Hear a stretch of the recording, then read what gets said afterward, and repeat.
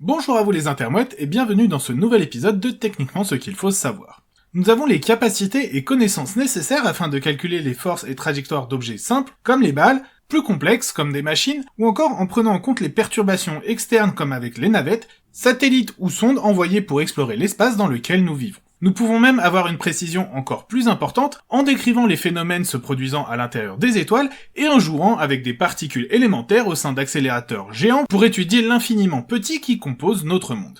Pourtant, savoir prévoir le comportement d'un objet n'est pas quelque chose d'inné. Si dès notre plus jeune âge nous nous sommes amusés à lancer tout ce qui nous passait sous la main, nous permettant au passage de commencer à concevoir la notion de trajectoire, et que d'autres poussent plus loin encore cette compréhension avec des sports basés sur le lancer, c'est par l'entraînement et la répétition du mouvement que nous avons appris à anticiper et à contrôler les trajectoires. Néanmoins, si nous pouvons nous permettre de passer des jours, voire bien plus à perfectionner un lancer dans un cadre sportif jusqu'à obtenir une automatisation parfaite, dans de nombreux domaines cela est totalement impossible.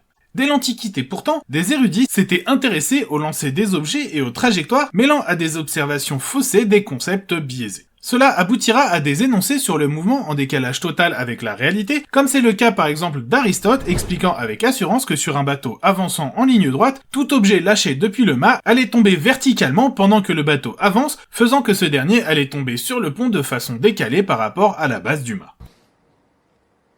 Aristote.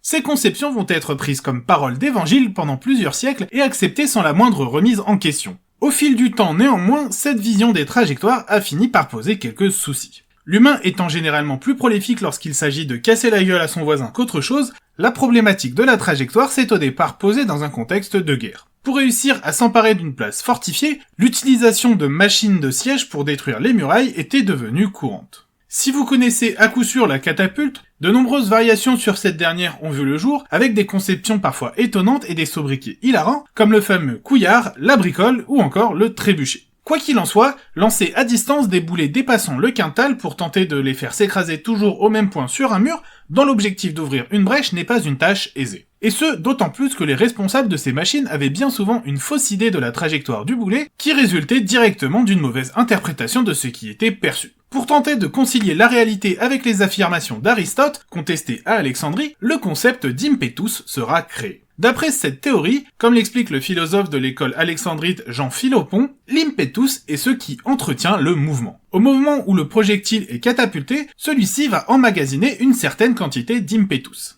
Cette dernière va lui permettre d'avancer en ligne droite tout en prenant de l'altitude. Une fois cet impetus intégralement consommé, l'objet va alors retomber verticalement vers le sol, car d'après le principe d'Aristote, le mouvement naturel de tout objet est de revenir vers son origine, à savoir ici pour notre projectile, la Terre.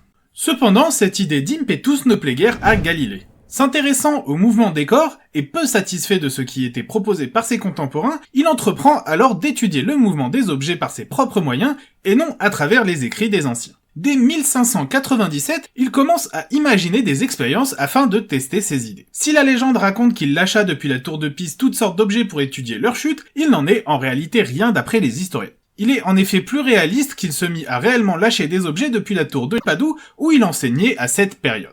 Il va remarquer que bien qu'amusante, cette expérience ne lui permet cependant pas de récolter des données exploitables puisqu'il lui est en effet impossible de mesurer correctement la vitesse ou le temps de chute. Néanmoins, cette expérience n'est pas totalement dénuée d'intérêt pour lui, car elle lui permet directement de s'apercevoir que les corps vont toucher le sol au même moment s'ils sont lancés en même temps. Ce principe s'oppose à celui d'Aristote, qui considérait que les objets plus lourds devaient logiquement tomber plus vite. Mais non content de son résultat préliminaire, Galilée veut pouvoir réellement effectuer les mesures sur la chute des corps. Pour pouvoir atteindre ce but, il va légèrement tricher en n'étudiant pas réellement un objet en chute libre, mais une bille lâchée du haut d'une rampe inclinée et roulant en bas.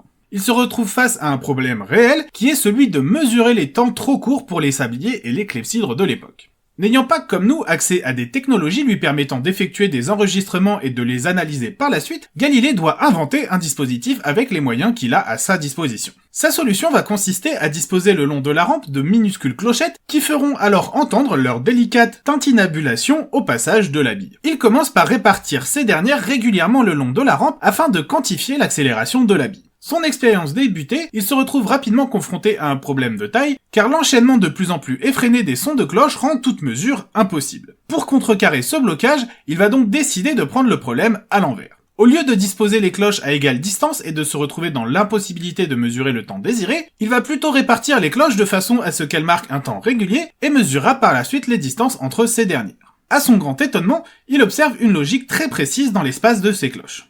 En définissant en effet la distance entre le point de départ de la bille et la première cloche comme notre distance unité, pour que les cloches sonnent à intervalles égaux, la deuxième cloche doit être positionnée à 3 unités de la première, la troisième à 5 unités de la deuxième, et ainsi de suite. Les distances vont donc égrener de façon croissante la liste des nombres impairs, ce qu'il désignera en latin par ut numeri impares ab unitate, signifiant qu'il faut répartir de 1 et suivre la suite des nombres impairs.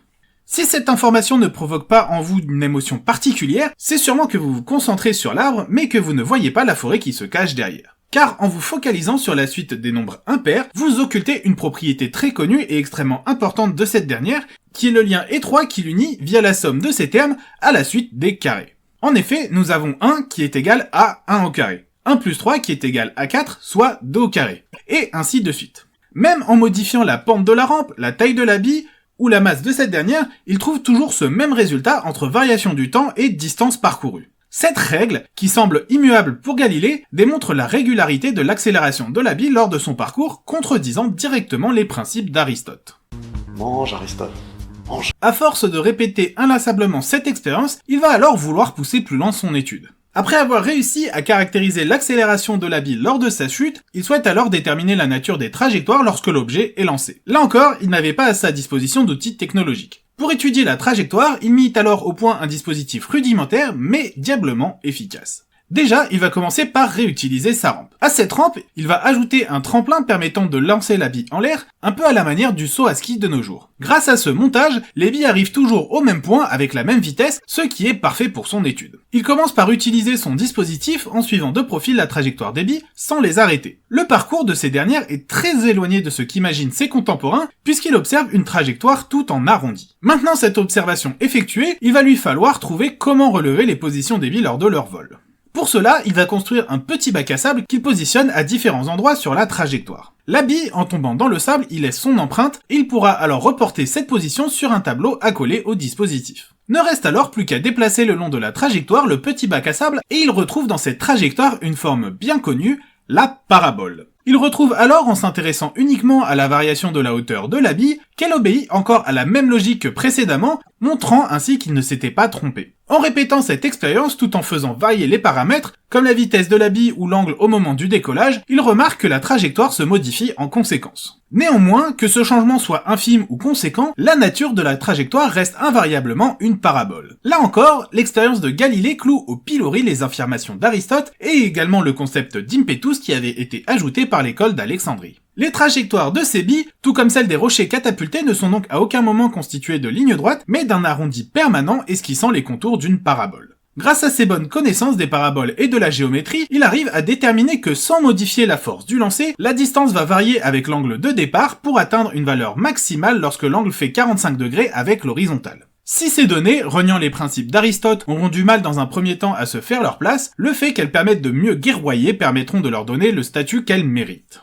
Techniquement, ce qu'il faut savoir, c'est que par son étude sur le mouvement des objets, en utilisant 2 expériences très simples à réaliser apportant des résultats fiables, Galilée est parvenu à totalement faire voler en éclats la logique aristotélicienne. Il montre en effet que pour les trajectoires, la meilleure façon de représenter mathématiquement ces dernières est la parabole, démontant ainsi totalement l'existence de l'impetus ainsi que les croyances dans des trajectoires majoritairement rectilignes. Il montre également que la vitesse de l'objet et l'angle du lancer sont suffisants pour déterminer l'intégralité de la trajectoire. Ni la matière composant le projectile, ni sa masse ne vont avoir de répercussions sur la parabole décrite. Il enfonce donc totalement le clou de la croyance aristotélicienne, il ira même plus loin en extrapolant ses résultats pour une expérience de pensée irréalisable à son époque, montrant ainsi qu'il avait parfaitement compris les conséquences de ses propres résultats.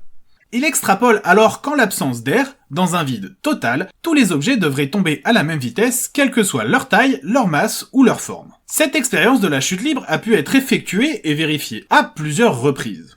Une des plus magistrales reproductions de cette expérience a été effectuée sur le sol lunaire par les missions Apollo, démontrant ainsi que 2 objets de masse différentes tombent toujours à la même vitesse en l'absence d'air. De nos jours, les progrès en ingénierie nous permettent d'effectuer directement cette expérience de la chute libre sur Terre. Grâce à d'immenses chambres à vide, on peut démontrer sans l'ombre d'un doute que dans un vide poussé, lorsque la résistance de l'air est devenue totalement négligeable, une plume va alors systématiquement tomber à la même vitesse qu'une balle de bowling. Ce résultat, correct scientifiquement et démontrable expérimentalement, est pourtant très contre-intuitif car nous ne sommes pas habitués à ne pas avoir la résistance de l'air dans notre vie quotidienne. Les travaux de Galilée, par leur justesse et leur rigueur, permirent des avancées importantes dans la compréhension du mouvement. En plus de ces avancées scientifiques indubitables que cela aura apporté, Galilée a réussi à mettre de côté les pseudo-savoirs antiques, érigés pendant des siècles comme des vérités absolues, mais pourtant basés sur des croyances fausses mêlées à des interprétations erronées des phénomènes observés. Mais bien mieux que de rendre plus efficace la guerre, son travail a permis d'ériger l'une des premières pierres à l'édifice de ce qui allait devenir à terme la méthode scientifique.